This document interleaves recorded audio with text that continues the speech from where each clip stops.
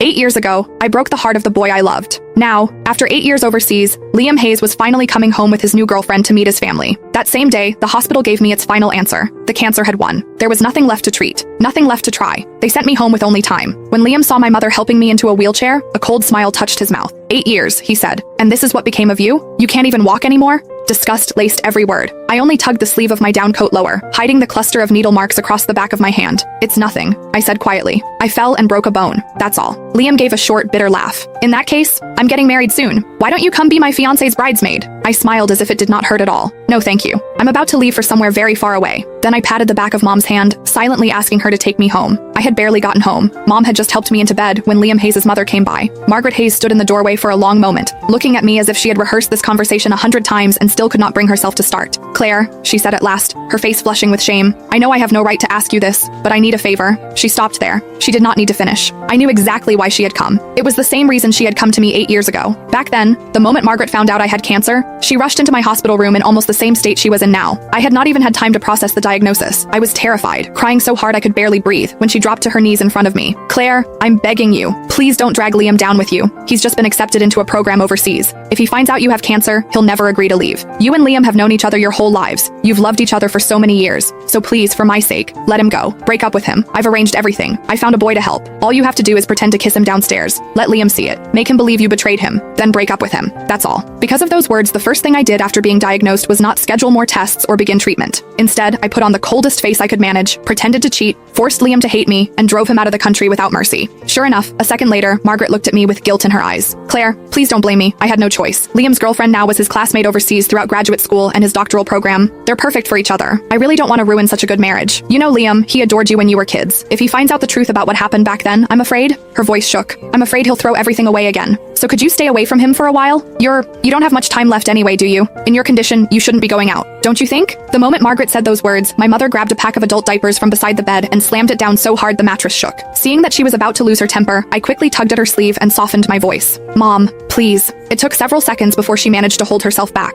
Only then did I look back at Margaret. I can promise I won't tell Liam what happened 8 years ago, I said calmly. But I can't promise I won't see him. No, I could not promise that. Because during all 8 years of surgeries, chemo, and hospital ceilings, there had never been a day when I stopped missing Liam. When chemotherapy became too much to bear, I would clutch the old photo of Liam and me until my fingers cramped. Some nights, that picture was the only thing that kept me from giving up. I went through more surgeries than I could count. Some minor, some so dangerous Mom signed the consent forms with shaking hands. More than once I was rushed into the ICU and almost did not wake up again. Every time Mom stood beside my bed and shouted herself hoarse. Claire, have you forgotten? You said you were going to survive. You said you'd get better, go overseas and explain everything to Liam yourself. You promised me.